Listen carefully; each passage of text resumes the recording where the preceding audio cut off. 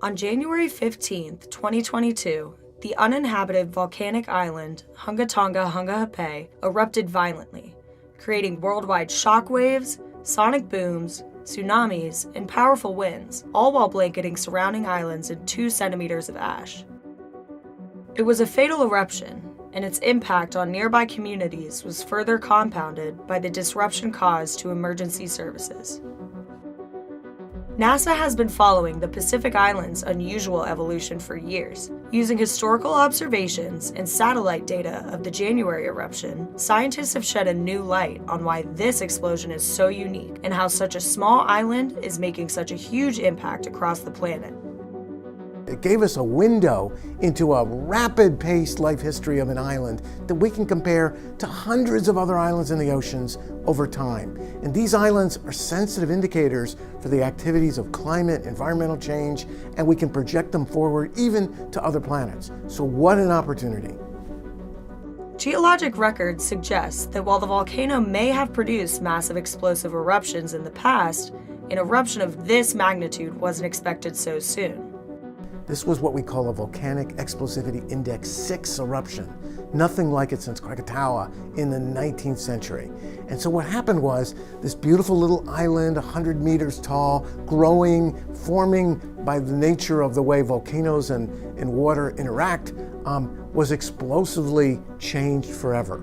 And literally the entire base of the volcano fell hundreds of meters into a shallow magma reservoir, a liquid rock chamber, literally under the ocean. And that allowed the explosive interaction of a massive Pacific Ocean seawater with this hot rock, 1300 degrees Kelvin. That's super hot, hotter than your oven. And that explosion with the pressure moved the water, the rock, the small amounts of ash that were part of building the island all the way into the atmosphere and triggered a large tsunami, a 15-meter high superwave that traveled out hundreds of miles, buried some local islands as part of the Tonga archipelago, but allowed us to see the power of Mother Nature's volcanoes when water and liquid rock come together to shape our planet. NASA and ESA satellites clocked wind speeds up to 450 miles per hour, just hours after the eruption, and showed material rising up to 36 miles, the highest volcanic plume ever measured.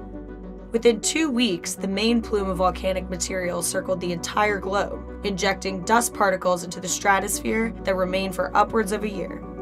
NASA also found that the volcano injected a tremendous amount of water vapor into the Earth's stratosphere. The increase of water vapor, which traps heat, could modify atmospheric chemistry and have a warming effect on the Earth's surface. So outside of its sheer magnitude, what makes this eruption so unique? Well, it's really a matter of our ability to see it. At the end of 2021, the island's volcanic activity started picking up. Small underwater eruptions began to reshape the island's landscape, expanding the island.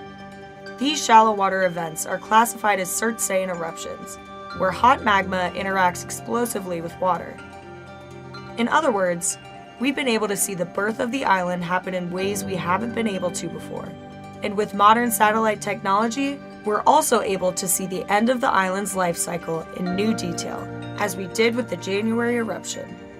This has happened in Earth history, in famous places like Yellowstone, Taupo, New Zealand, Krakatoa, and now in the island nation of Tonga. And so we have an opportunity, 21st century techniques, laser altimeters like ISAT-2, satellite techniques that can see at scales of sub-meter, put those together and tell a story of the birth and death of this island. NASA's vantage point of Hunga Tonga-Hunga Ha'apai could even be used as a means to study other planets in our solar system, specifically the role that volcanic islands play in water planets like Mars and Venus. We live on an ocean planet, and so these kind of eruptions are part of our history, how we got here as we evolved ourselves in the context of our planet. And we want to take the lessons that we learn as we go forward, as we continue to watch what's next in this exciting volcano, and apply it forward to other worlds, like Mars and Venus, that may have harbored surface waters as oceans or seas, and understand them in the context of our Earth. Using geostationary satellites and observed data, NASA's scientists hope to learn from the continuous evolution of this special volcano. The question is, will those come again at Hunga Tonga and then explode again? We don't know. So we need to use what we saw from this eruption in 22 to train ourselves for what to be able to predict. And so this is our chance to learn and then to apply it to the other ocean worlds nearby that we really hunger to study.